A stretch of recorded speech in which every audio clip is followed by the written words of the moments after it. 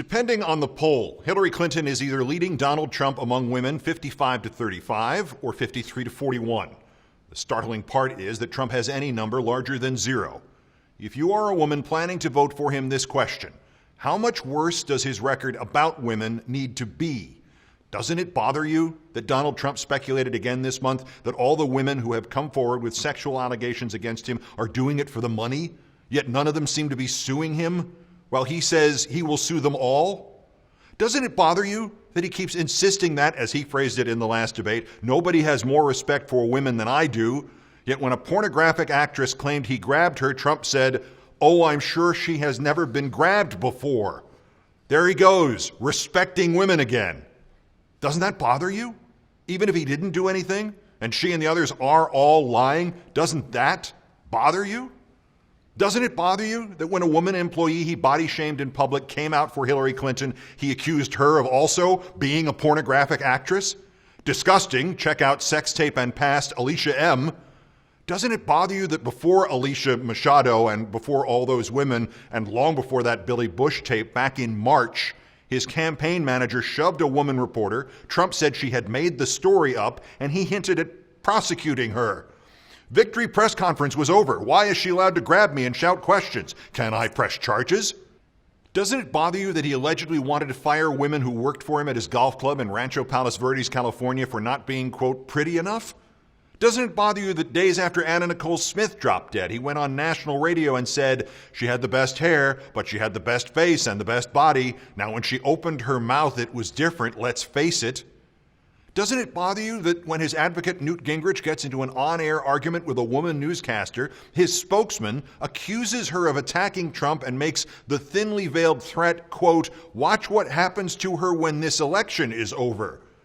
Doesn't it bother you that he dismissed one woman seeking to become the first ever to be the presidential nominee of his party by saying, "Can you imagine that, the face of our next president"?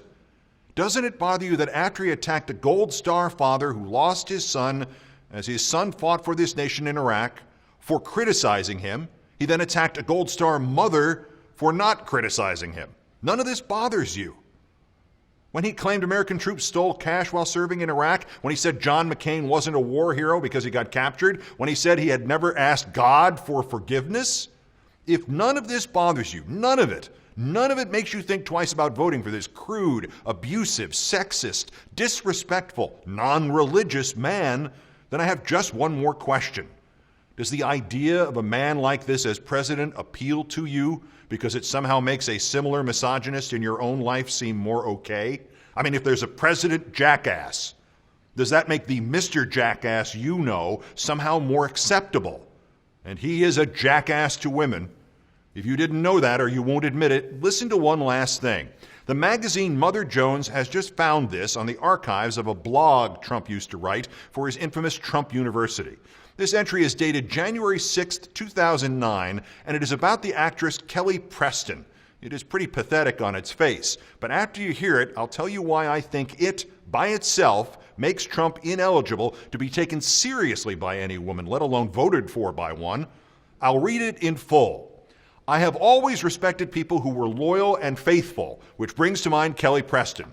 "A long time ago, before I was married, I met Kelly Preston at a club and worked like hell to try and pick her up. She was beautiful, personable, and definitely had allure. At the time, I had no idea she was married to John Travolta. In any event, my track record on this subject has always been outstanding, but Kelly wouldn't give me the time of day. She was very nice, very elegant, but I didn't have a chance with her, and that was that. When I later found out she was married to John, I liked and respected her even more. Some people have values that matter to them, and she is one of them. Her loyalty was unwavering, and I have always remembered that about her.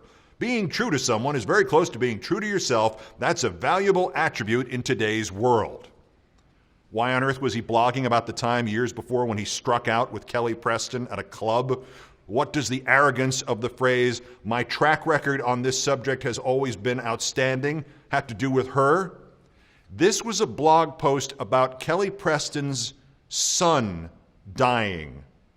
Jet Travolta, 16 years old, a seizure while on a family vacation. This self-absorbed boasting about his brilliance at picking up women was his idea of a condolence note for the devastating death of a 16-year-old boy, a subject he finally gets around to in the last of the 12 sentences he wrote.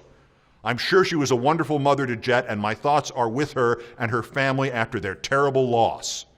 No, they weren't. His thoughts were about himself. His thoughts are always about himself. If you can still vote for a man like this, explain your reasons to your maker, not to me. That's the closer. I'm Keith Olbermann. Watch this space.